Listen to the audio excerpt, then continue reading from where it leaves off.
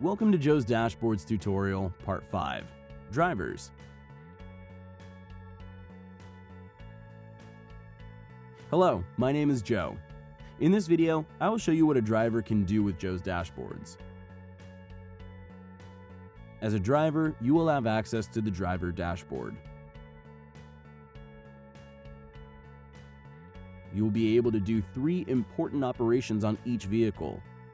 Namely, create an inspection, enter a fuel transaction, and report an issue or incident. In this video, I will go through each item and explain how a driver can use these features. To enter a new inspection, you can go into the vehicle panel, and by clicking on the I symbol besides the vehicle ID, the existing inspection list based on the type of vehicle will appear. In this example, the vehicle is a generic passenger car.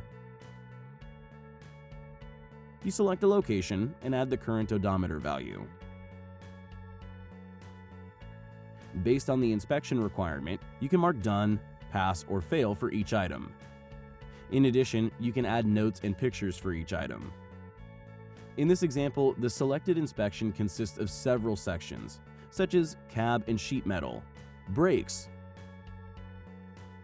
steering, tires, tubes, liners and valves, lighting system, horns and mountings and reverse signal alarms, and bus body.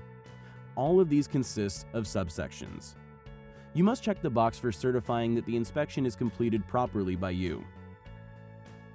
Finally, by clicking on the Completed button, the inspection will be complete. The inspection is an official record and cannot be changed once it is submitted. You can view or print any of the submitted inspections from the inspection panel list. The inspection panel list will only show the list of inspections submitted by you.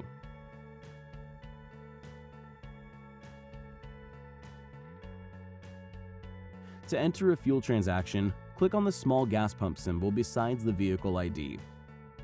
And a box will appear allowing you to enter the fuel transaction details, such as the date and time of fueling,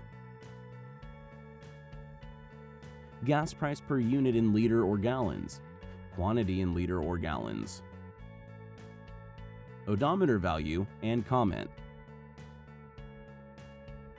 Finally, by clicking on the Add Transaction button, the transaction will be added for that vehicle ID. Fuel transactions can be edited by admins, but not by drivers. Finally, you can also report an issue or incident for a vehicle. By clicking on the exclamation mark besides the vehicle ID, a box will appear allowing you to enter the details of the issue or incident, such as date and time, type of issue, location,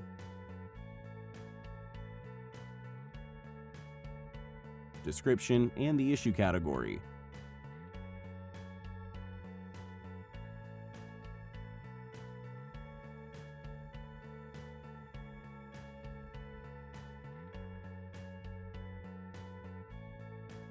You can also add comments and pictures.